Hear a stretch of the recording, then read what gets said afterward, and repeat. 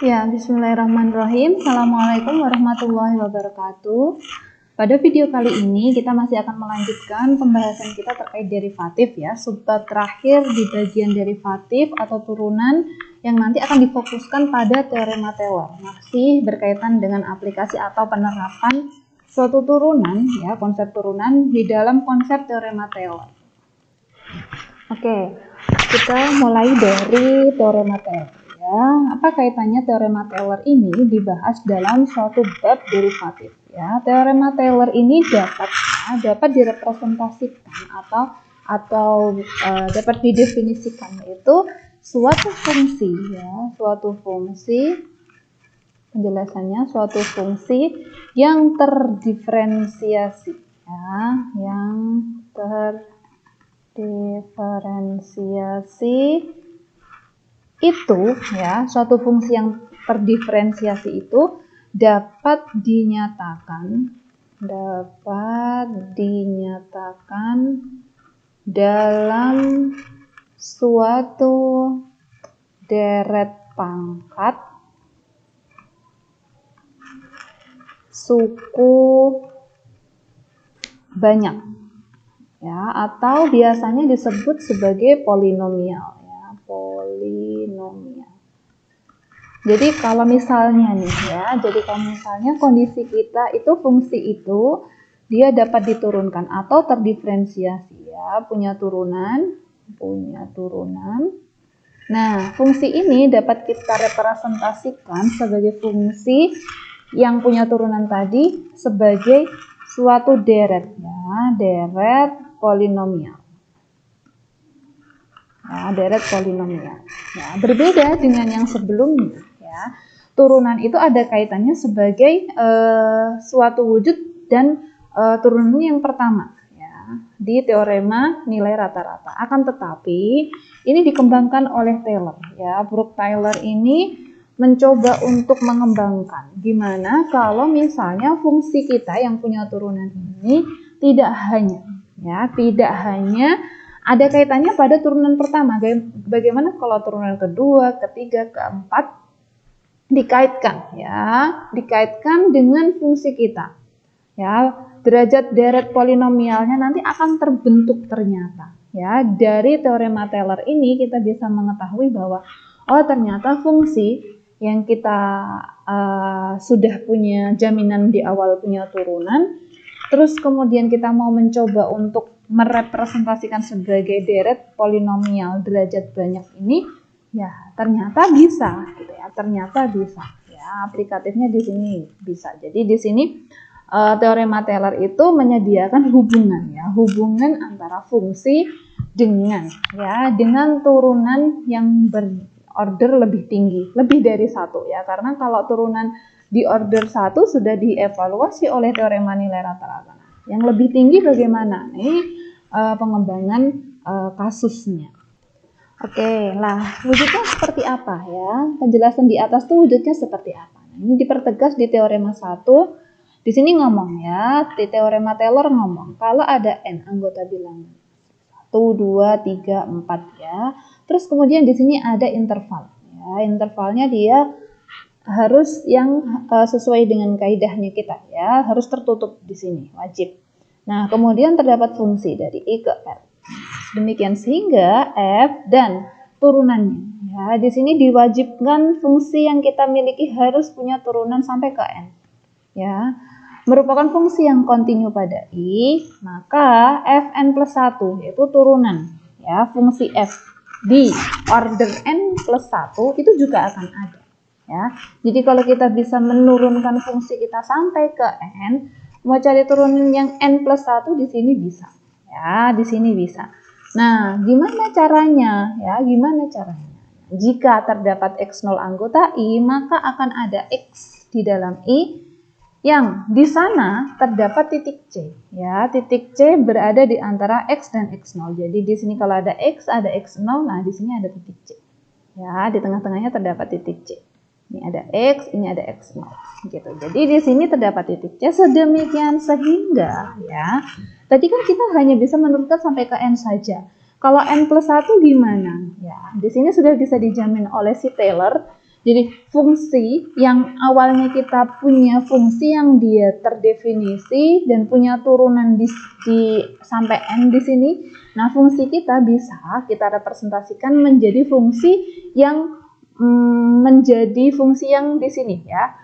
Derajat polinomnya dia tidak hanya berhenti pada suku ya, turunan pertama saja, tapi dia sampai ke n. Ini kita bisa evaluasi. Kalau ini kan fx0 dia pangkatnya 0 ya, berarti pangkat 1. F aksen, nah ini kan turunan pertama, ini polinomial derajat 1.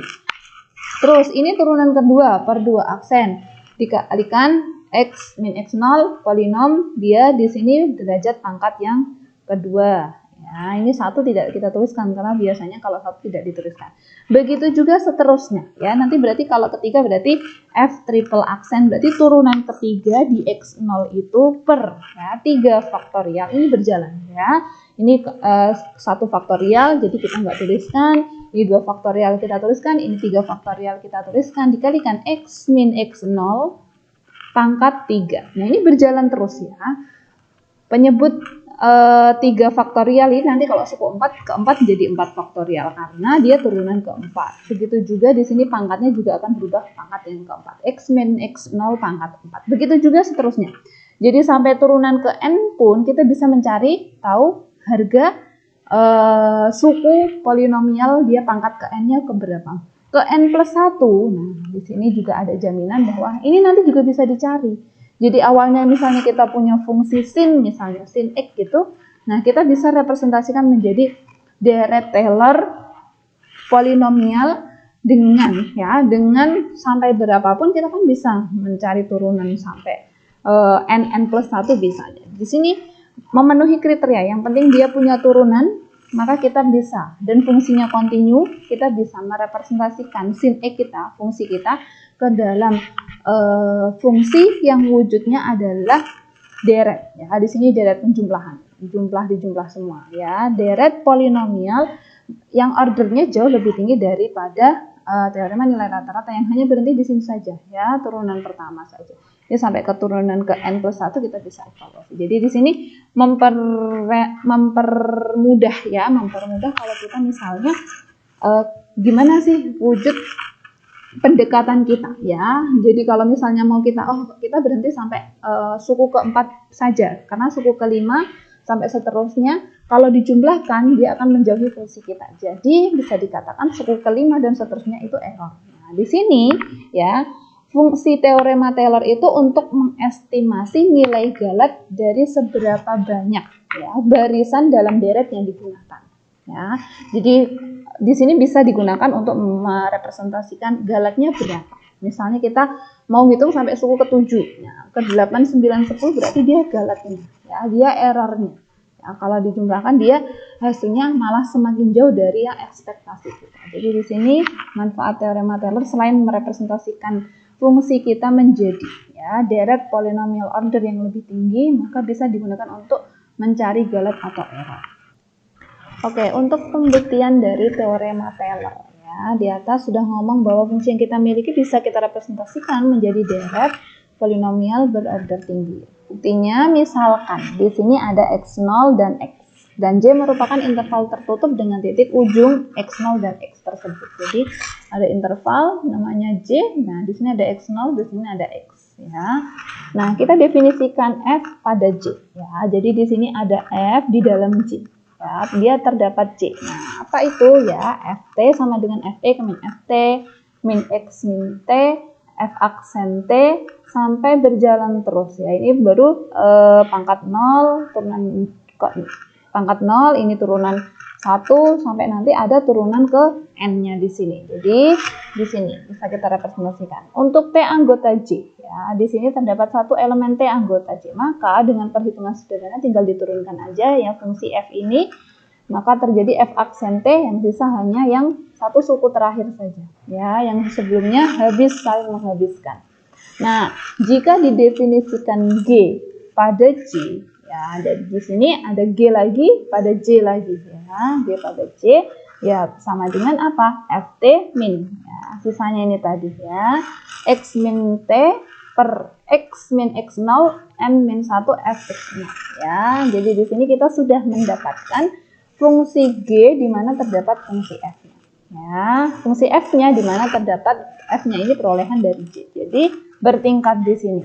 Nah, untuk sembarang X0 anggota J, maka Gx0 juga Gx juga Gj ya. Gx-nya dia juga 0 juga di sini. Kenapa? Karena dari teorema Rolls ya, kita harus menyamakan ujung yang starting point sama endingnya harus 0. Jadi di sini X0 sama X dia harus ketika difungsikan G harus sama dengan 0. Nah, dengan mengaplikasikan teorema Rolls maka terdapat titik C di setengah sini sehingga 0 ini sama dengan hasil turunannya ya, hasil turunannya. Ya, hasil turunannya ini baru nanti kita tinggal pindah ruas ya, baru nanti kita tinggal operasi silang pindah ruas. Nah, nanti akan ketemu rumus teorema Taylor.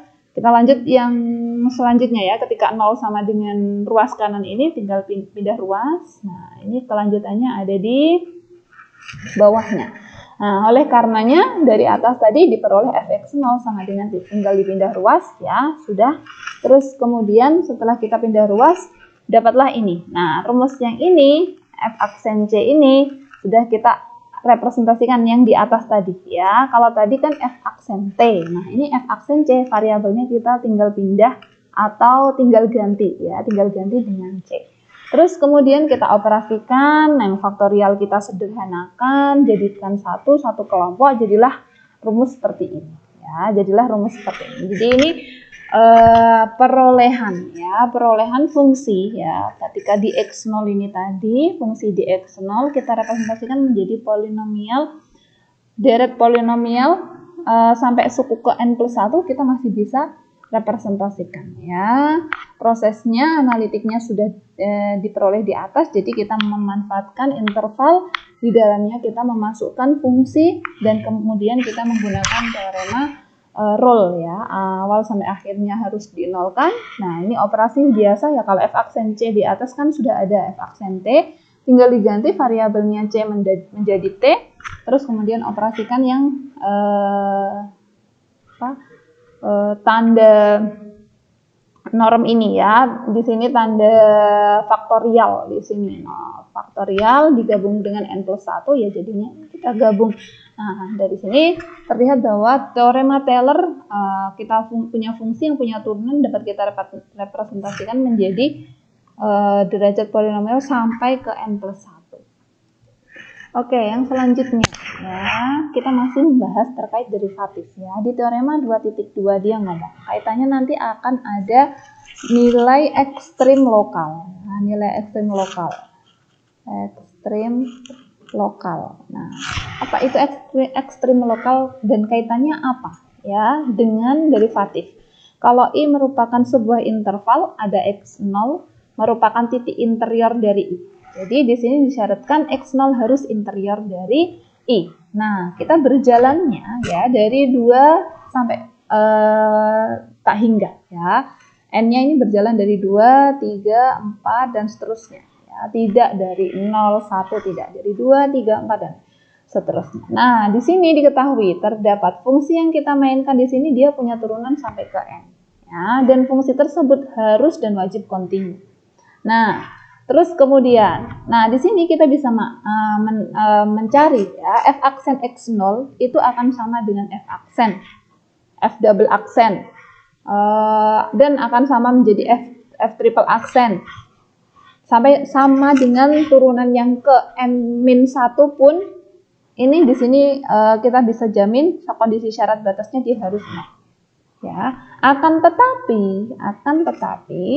turunan ke N-nya dia nggak boleh 0.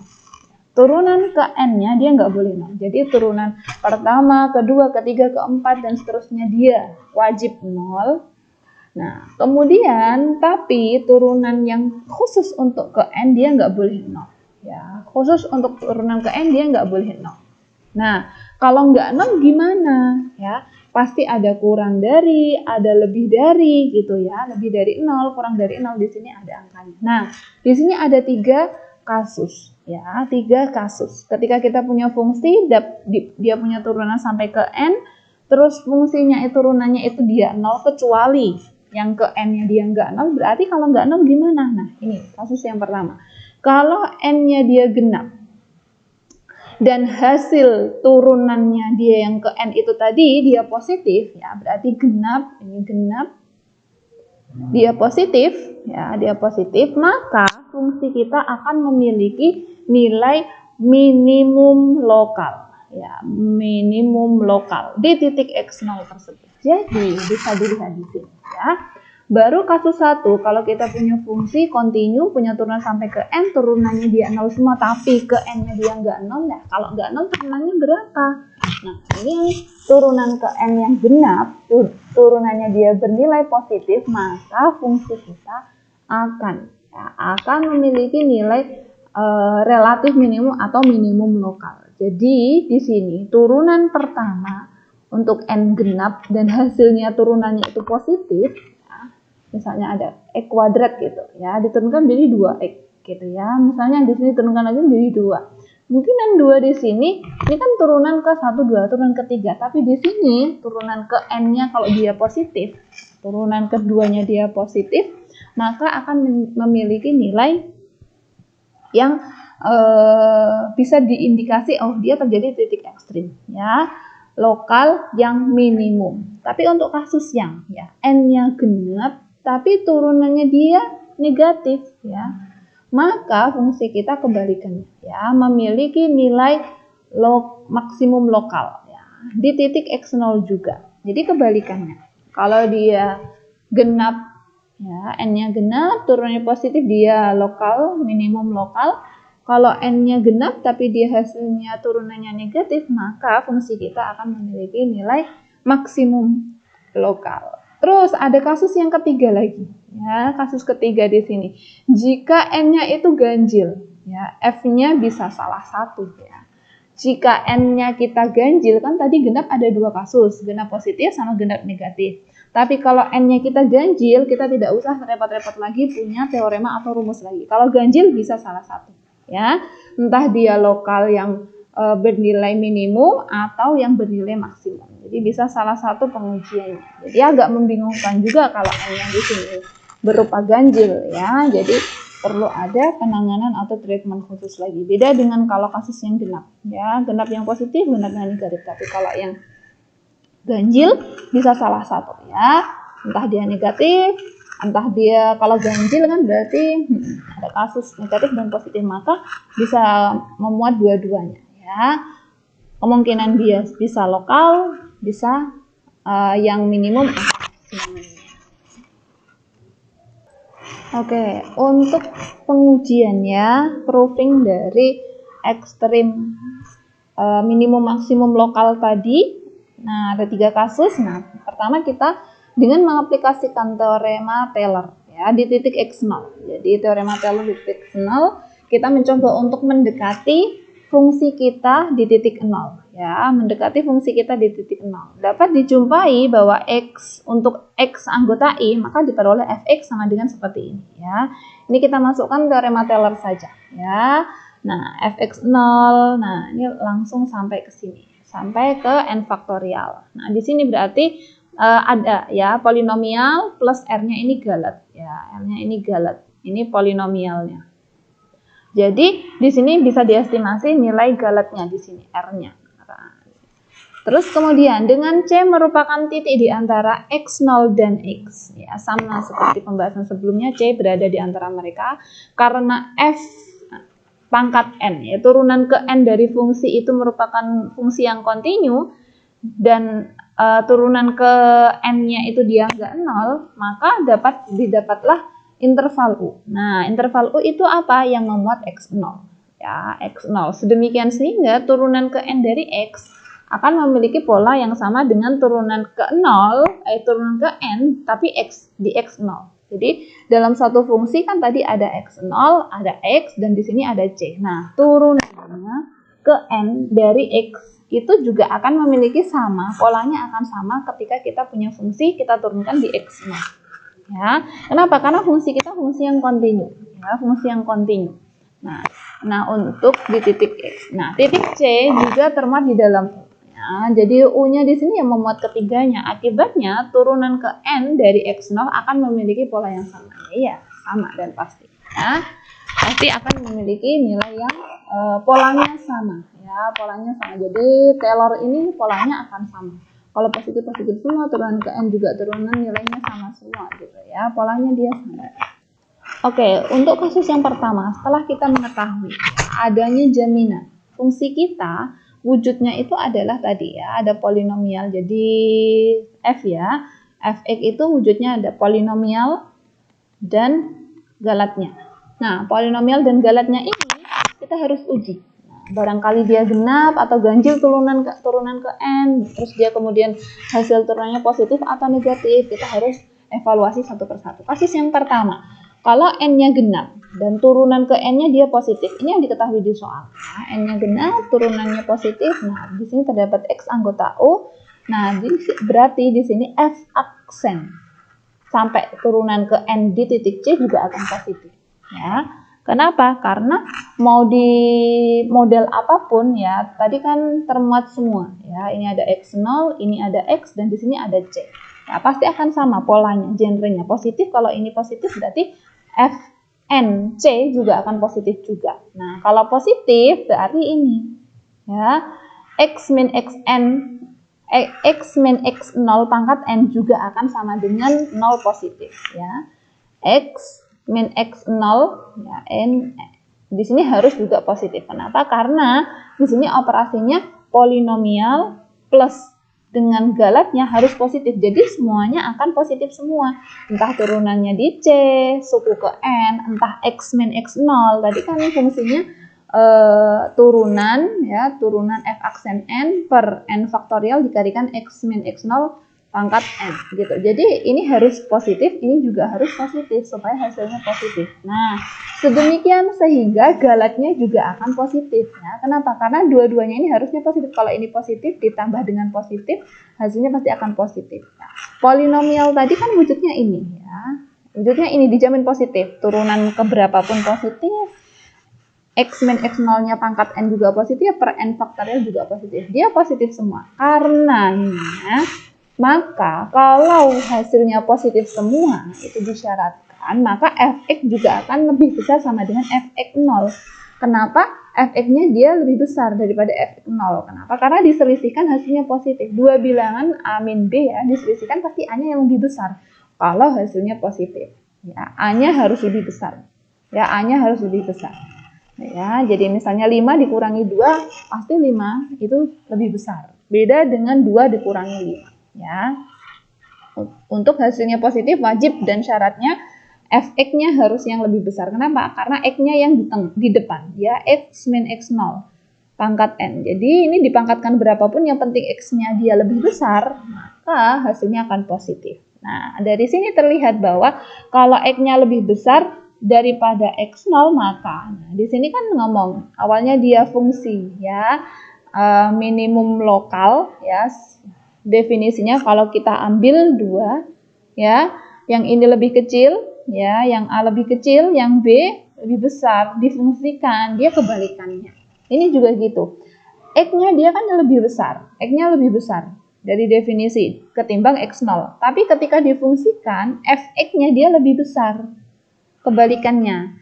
Kalau relatif maksimum kita ambil A sama B, B-nya yang lebih besar, maka FB-nya nanti akan lebih besar. Jadi dia linear. Ya, domainnya kecil difungsikan kecil, domainnya besar difungsikan besar. Nah, ini kebalik. Domainnya dia besar, nah X-nya di sini besar kan daripada C, daripada X0, tapi ketika difungsikan dia paling kecil. Nah, ini namanya relatif minimum di titik X0. Terbukti ya, karena kita punya hasil fungsi yang fungsi kita semakin menurun, jadi terjadi relatif minimum.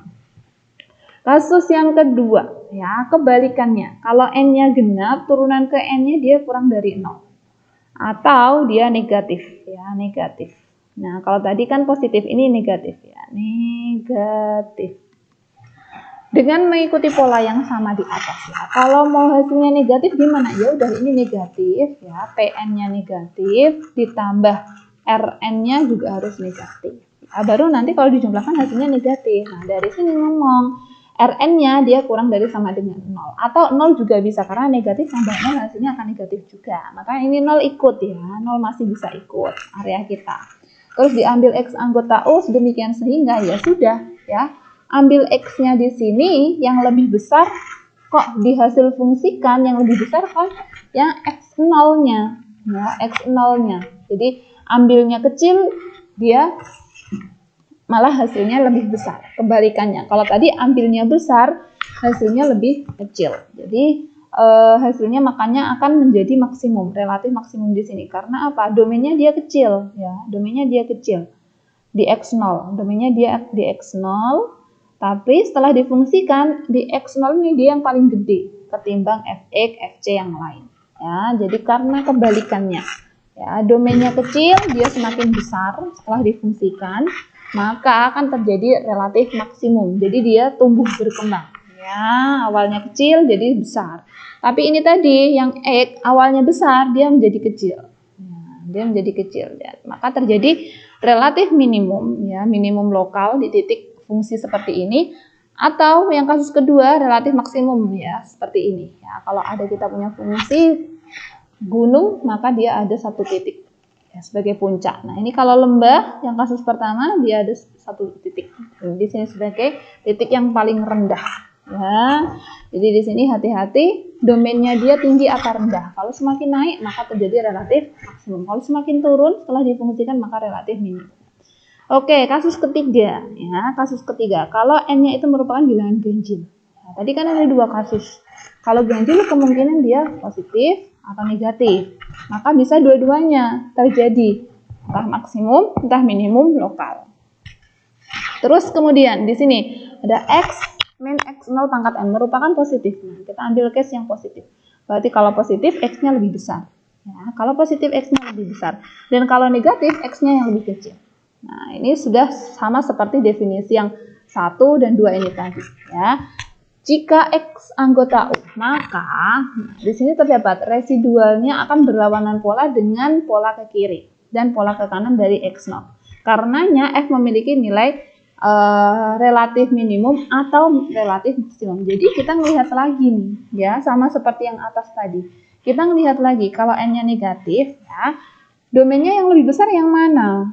Ya, X atau X0, ya, sama definisinya. Bisa dia positif, bisa dia negatif. Kalau positif dampaknya sama seperti yang tadi, ada perubahan domain yang ketika awalnya kecil menjadi besar, maka terjadi pertumbuhan dia, maka akan terjadi maksimum lokal. Atau kalau misalnya dia dari awalnya tinggi domainnya, terus difungsikan hasilnya rendah, maka akan terjadi minimum lokal, ya, akan terjadi minimum lokal untuk case di mana n-nya bilangan ganjil. Jadi di sini ketiga-tiganya bisa kita evaluasi, lihat, bermain di turunan, ya, lagi-lagi kita bermain di turunan. Kalau turunan ke n-nya dia bernilai positif, gimana, negatif seperti apa, untuk n-nya genap, ganjil seperti apa. Lagi-lagi untuk menggambar grafik atau identifikasi grafik, ya, untuk menentukan nilai lokal, entah maksimum atau minimum, kita bisa manfaatkan turunan order pertama atau ke n atau ke berapa kita bisa manfaatkan, ya. Jadi turunan ini bisa kita cari tahu di grafik nilai ekstrim lokal, maksimum lokal minimumnya di mana. Oke, selanjutnya, ya, masih berkaitan dengan derivatif. Di sini kita kenalkan dulu definisi fungsi yang konveks. Ya, definisi fungsi yang konveks. Nah, lagi-lagi nanti kita akan belajar terkait derivatif. Fungsi konveks itu adalah apa? Kalau ada isomorfis bilangan real merupakan interval, fungsi f itu dikatakan konveks jika terdapat t, ya, yang memenuhi 0 sampai 1 t.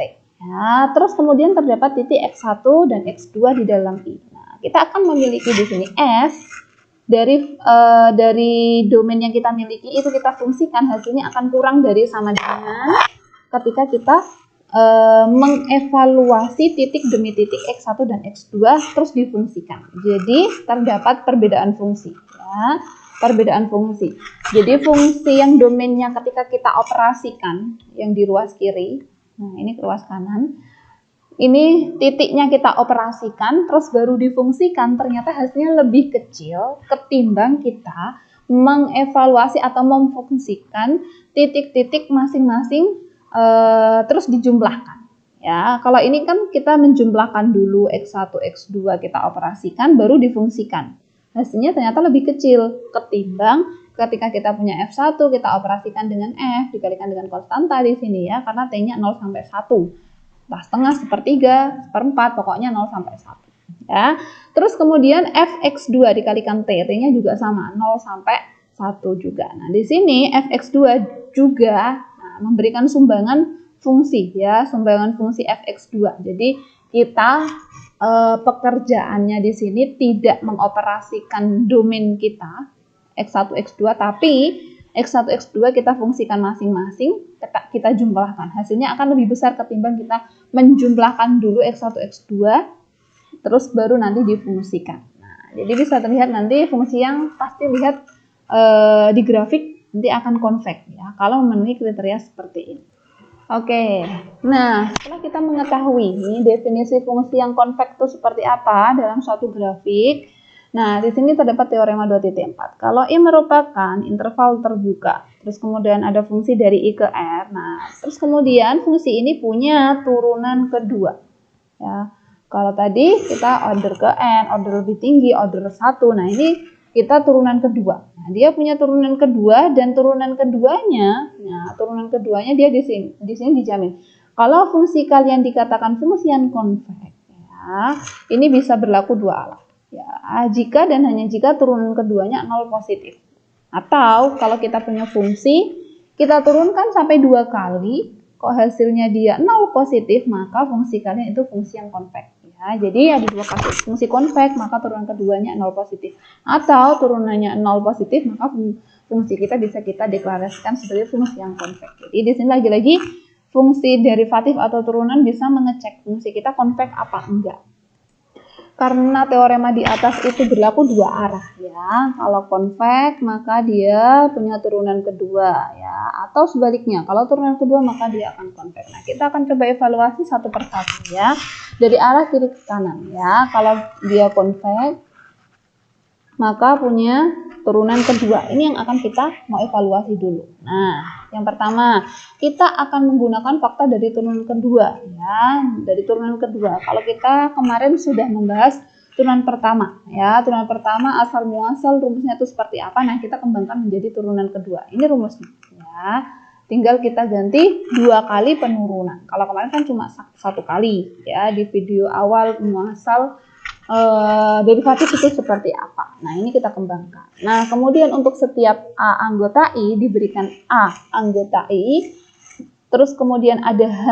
Nah, di sini bisa kita operasikan A plus H dan A min H yang masih dalam I ya. Jadi I A plus H sama A min H kita masih di dalam I ya.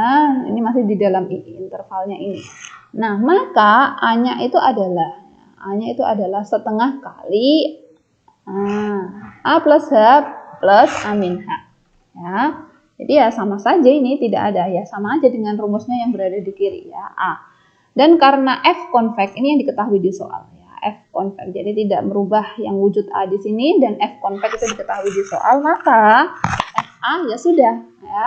Katanya tadi kalau konveks ketika kita mengoperasikan pasti akan kurang dari atau sama dengan ketika kita mengoperasikan masing-masing. Jadi ini kita operasikan dulu, baru difungsikan, hasilnya akan kurang dari sama dengan ketika kita memfungsikan masing-masing. Ya, ini hasil fungsi masing-masing.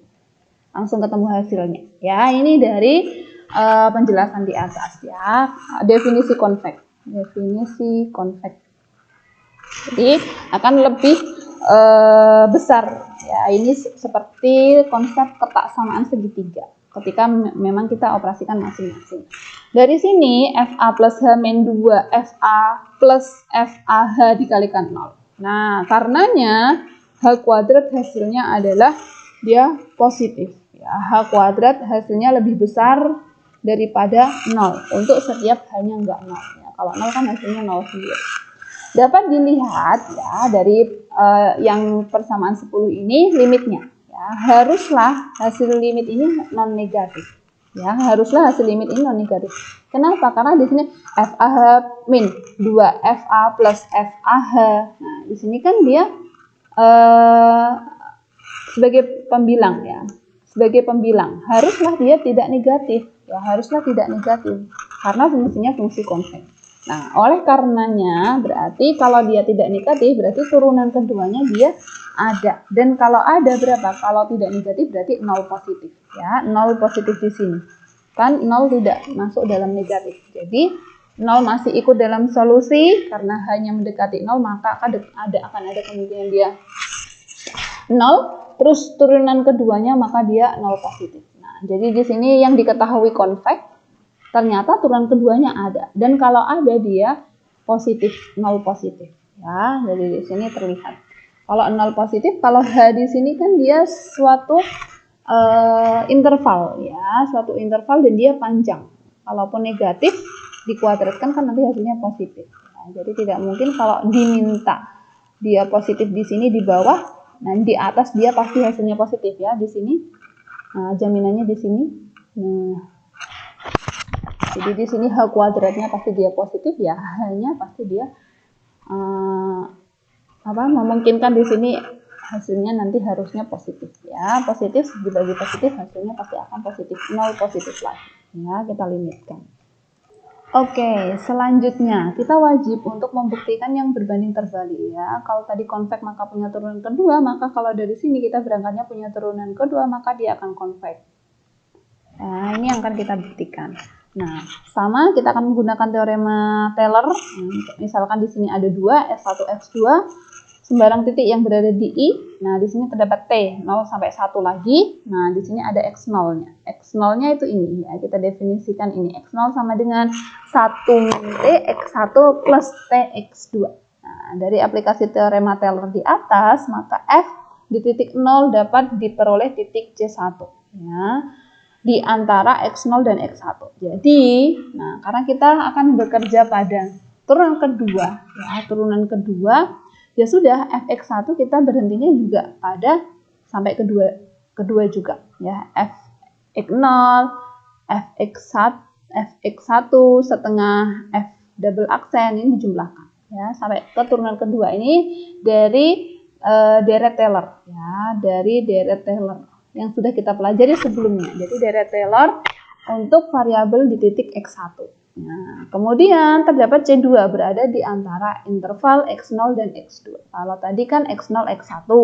Ini ada C1, di sini ada C2, ini ada C1 di antara X0 dan X2. Ya, sama, kita berhenti sampai ke turunan kedua. Ya, Fx2 sama dengan ini ditambah yang turunan pertama ditambah yang turunan kedua. Selesai. Nah, jika turunan kedua merupakan turunan yang bernilai non negatif, ini jika dia non negatif maka residunya ini, ya, residunya ini ditambah ya sampai pada sini saja, karena kita punya C1 pasti dia ada residu ya, residu di sini pasti ada residu di situ ya, di R1 ini R2 katakan ya.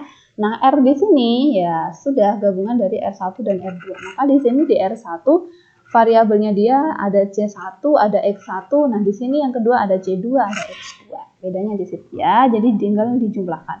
Jika merupakan yang awal tadi ya, fungsi yang Fx1, Fx2 dia positif alias non negatif, maka di sini residunya harus juga non negatif. Ya, harus non negatif. Ya, harus non negatif. Pasti ya, sehingga karena kalau dioperasikan kan penjumlahan kalau hasilnya positif pasti penjumlahan plus dan plus ya, hasilnya positif, sehingga nah di sini langsung saja kita ya yang kita tadi miliki X01 min T Fx1 ditambah, kan kita punya 2x nya di atas, kita punya 2x, X1 dan X2, jadi kita menjumlahkan Fx1 dan F2. Terus kemudian ya dari sini 1 min TF X1 plus TF X2. Gimana nih, dari mana nih? Nah, di sini Fx0 tinggal dimasukkan di sini saja ya. F aksen 0, F aksen X0. Nah, ini yang kita miliki di atas. Terus ditambah setengah turunan keduanya C1 X minus 1 kuadrat ditambah setengah ya. Ini gabungan dari Fx1 yang atas ini dan fx2 yang kedua ini. Ya, kita juga gabungkan semua, jumlahkan semua. Ya, sama-sama punya fx0, f aksen x0, ada di sini 1 min T ya. Karena apa? X0-nya di sini langsung kita substitusikan. Ya, substitusikan X0 menjadi 1 min T, X1 plus T-1. Jadi awalnya di sini ada 1 min X0, langsung kita ganti, berubah di sini ya, berubah. Gitu. Ya, karena di sini sama-sama fx0. Sama-sama fx0. Ini juga ada fx0.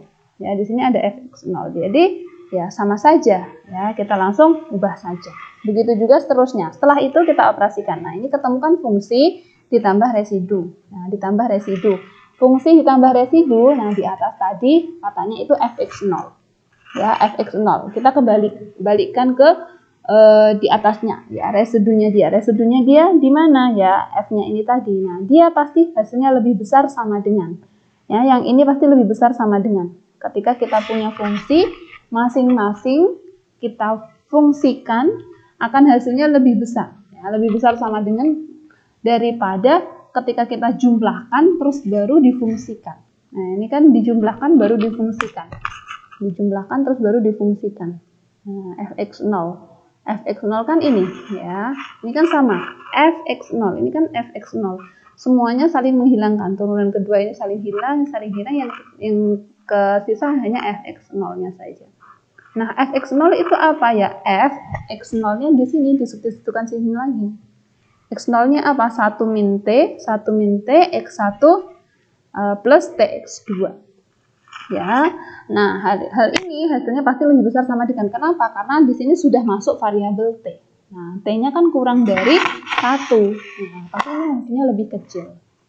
Nah, yang ini lebih kecil ketimbang kita operasikan masing-masing. Nah, di sini terlihat ya, terlihat bahwa awalnya kita punya fungsi yang kita turunkan sampai 2 kali nih. Opsi 1, opsi 2, kita turunkan 2 kali, ternyata dia bentuknya convex. Kok tahu convex? Ya, dari definisi yang di atas. Kalau kita punya fungsi, kita fungsikan dulu, terus masing-masing kita jumlahkan, itu hasilnya akan lebih besar ketimbang kita jumlahkan dulu terus baru difungsikan. Di operasi masing-masing itu akan memakan hasil yang lebih besar ya, akan memperoleh hasil yang lebih besar. Nah, dari sini ketahuan ya, kalau kita punya fungsi turunan kedua, maka dia akan convex, atau kebalikannya. Kalau fungsi kita convex, maka akan punya turunan keduanya yang positif, 0 positif ya. Oke, yang selanjutnya kita masih akan membahas tentang derivatif atau turunan. Nah, ini fokus kita pada metode Newton. Nah, seperti yang kita ketahui, metode Newton adalah metode untuk, sini coba saya tuliskan, untuk mencari hampiran terhadap akar fungsi real. Nah, dari sini ya, metode Newton yang biasa kita pakai di numerik, yang biasa kita pakai di kalkulus. Nah, di sini sebenarnya ya, yang berperan di sini adalah konsep derivatif ya, atau turunan. Jadi ada kaitannya nih, masih ada kaitannya dengan turunan. Misalnya kita punya fungsi ya, fungsinya wujudnya seperti ini, kita mau mencoba mendekati ya, akar realnya berapa. Nah, Anda yang sepertinya sudah mengenal lebih jauh, jadi perjalanan kita dari sejauh apa kita mau berangkat, kita masih bebas mau mencari mendekati persamaan ini. Nah, gradien-gradien kemiringan inilah yang dimanfaatkan oleh Newton untuk mendekati solusi ya, solusi akar fungsi real kita itu di mana. Kita bisa berangkat dari angka manapun. Cuman kalau angka kita berangkat dari manapun bebas tanpa ada kontrol, pekerjaan kita akan jauh dan lama. Begitu juga errornya. Nah, alangkah lebih baiknya kalau pengambilan titik sedekat mungkin ya dengan solusi yang kita harapkan. Jadi kita pekerjaannya tidak akan jauh, jadi akan lebih efisien. Nah, itu biasanya seperti itu. Nah, di sini kita mau tunjukkan kaitannya apa nih sama turunan. Teorema Newton ini, metode Newton ini apa? Nah, kalau ada I merupakan interval di AB, terus terdapat fungsi yang fungsinya dapat diturunkan 2 kali. Di sini wajib fungsinya dapat diturunkan 2 kali. Terus FA dikalikan FB itu dia hasilnya negatif. Nah, di sini negatif. Maka akan ada M kecil dan M besar. Nah, apa itu M kecil dan M besar? Mutlak atau norm dari turunan pertama ini harus lebih besar sama dengan M. Di mana M ini pasti 0 positif. Ya, M-nya ini 0 positif. Terus kemudian turunan kedua mutlaknya juga dia di sini dijamin, tapi tidak lebih besar, tapi kurang dari sama dengan M. Ya, kurang dari sama dengan M. Jadi bedanya M kecil dan M besar adalah kepakai di turunan pertama M kecil, nah ini kepakai di turunan kedua. Nah, terus di sini terdapat K.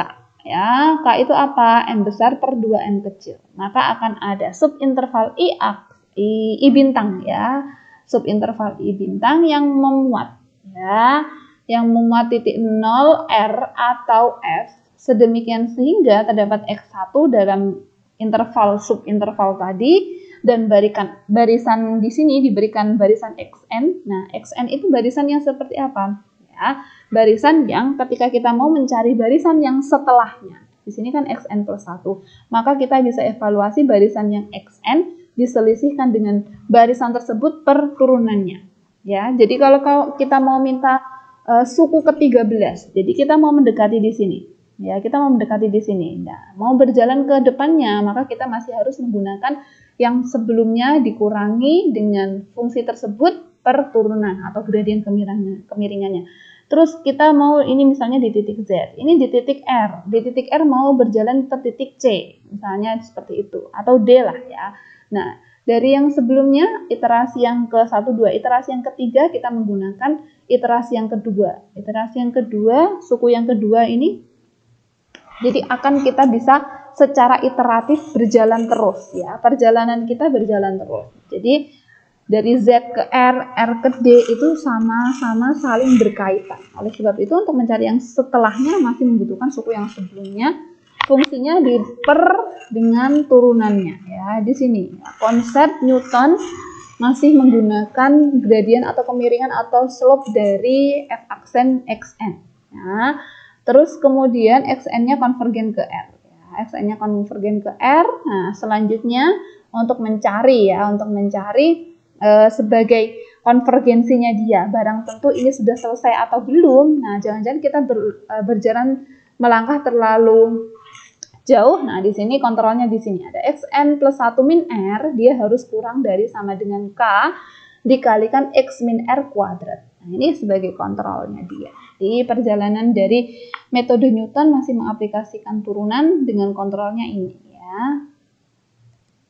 Oke, selanjutnya untuk pembuktian. Ya, pembuktian dari metode Newton dengan menerapkan turunan adalah sebagai berikut. Ini diketahui di soal ya.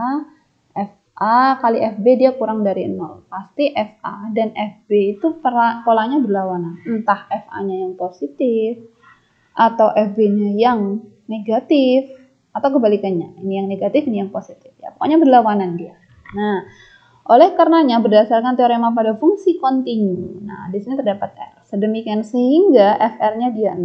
Ya, demikian sehingga FR-nya dia 0. Limit kanan, limit kiri kalau dari fungsi kontinu dia harus 0. Kenapa? Karena di sini hanya 0 positif dan negatif. Pasti dia nilai kontinunya dia FR-nya dia 0. Karena F aksen tidak mungkin 0 ya. F aksen tidak mungkin 0. Kenapa? Karena FA/FB-nya kurang dari 0, maka F aksennya juga tidak mungkin 0 ya. Mengikuti pada pola yang sebelumnya yaitu Rolle Theorem ya, dari Rolle Theorem maka ada F bukanlah bilangan pada sembarang titik D ya. Sekarang diberikan F aksen anggota I. Nah, dari teorema Taylor maka terdapat titik C aksen di antara X aksen dan F. Jadi kita bermain sudah pada ranah turunannya ya. Intervalnya I ini terdapat F aksen. Nah, F aksennya di sini terdapat C aksen di antara X aksen dan F. Ya, F aksen dan F. Sedemikian sehingga dari Rolls ini sama dengan kan 0. Rolls teorem maka FR sama dengan Fx aksen ditambah turunannya kedua gitu ya. Terus di mana akibatnya? Ya sudah ya, ini tinggal turunkan. Nah, ini kan variabelnya baru fr. Nah, kita mau memainkan f aksen, x aksen. Nah, ini kan ada f aksen, x aksen. Nah, kita mau mencari nilai ini. Ya sudah, ini pindah ke ruas kiri. Jadi dia negatif. Nah, makanya dia negatif. Tinggal ini ruas kanan, tulis lagi di sini. Gitu. Jadi f x aksen dia perolehannya tinggal pindah ke kiri aja, pindah ruas. Terus yang kanan sisanya ditulis semua. Nah, jika x double aksen merupakan bilangan yang terdiferensialkan di x aksen, maka tahapan Newtonnya ya pasti ya x double aksen sama dengan x aksen yang pertama per fungsinya kali turunannya. Begitu juga seterusnya ya. F triple aksen maka ya sama prosesnya. X double aksen min f x double aksen per f double aksen x double aksen, seperti itu. Jadi berjalan terus secara iteratif ya. Maka dengan perhitungan dasar ya sudah x double aksen sama dengan x aksen. Nah, ini ya, ini yang kita evaluasi menjadi wujudnya seperti ini. Ya, representasi dari sini juga sebenarnya. Ya, representasi dari yang kesimpulan yang di atasnya juga. Setengah f aksen, c aksen. Nah, sama-sama kita ringkas ya wujudnya dia. Ya, karena ada x aksen, f x aksen. Nah, ini f x aksen per f aksen x aksen. Tinggal dibagi saja ya, ada variabel ini saja. Yang awal ini kan dari atas. Ya, dari atas. Tengahnya juga masih utuh. F double aksen juga masih utuh, C aksen ini juga masih utuh. Nah, tinggal ini ya, tinggal di sini F aksen X aksen. F aksen X aksennya di sini jadi per. Nah, sudah di sini ketahuan. Terus kemudian kita lanjut. Kita lanjut. Nah, karena C aksen itu anggota I, batas yang diasumsikan adalah F aksen dan F double aksen ini terpenuhi, maka diambil K. Ya, di antara K itu merupakan M per 2 M kecil. Ini definisinya sudah ada. Nah, jadi diperoleh pertidaksamaan. Ya, turunan kedua diselisihkan dengan R, maka akan ada K. Nah, X aksen min R kuadrat. Hasilnya pasti akan dia kurang dari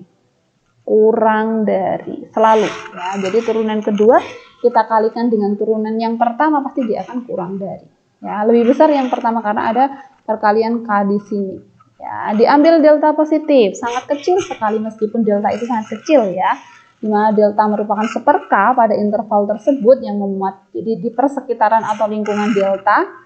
Nah, di sini terdapat xn anggota I. Xn anggota I. Maka kita mau menjarakkan nih Xn dengan R. Masih di lingkungan delta apa enggak? Nah, ini yang menjamin dia. Ya, jangan-jangan iterasi yang kita lakukan itu terlalu jauh. Maka kita masih harus berada di lingkungan delta. Nah, akibatnya persamaan 6 di atas bahwa jika diambil X1, nah, maka diambil kesimpulan bahwa Xn, ya, kalau X1 aja masih berada, kalau Xn untuk N anggota N, nah dari sini dapat diketahui X1.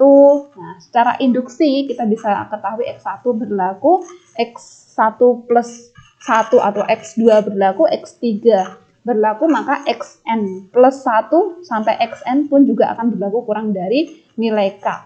Ya, jadi mau suku yang turunan keberapapun K ini tidak hanya berlaku pada turunan kedua dan ke-1 saja ya. Mau ketiga dan kedua, mau keempat dan ketiga, ini masih akan dijamin kurang dari K. Ya, di sini masih. Kenapa? Karena masih kita berada di I.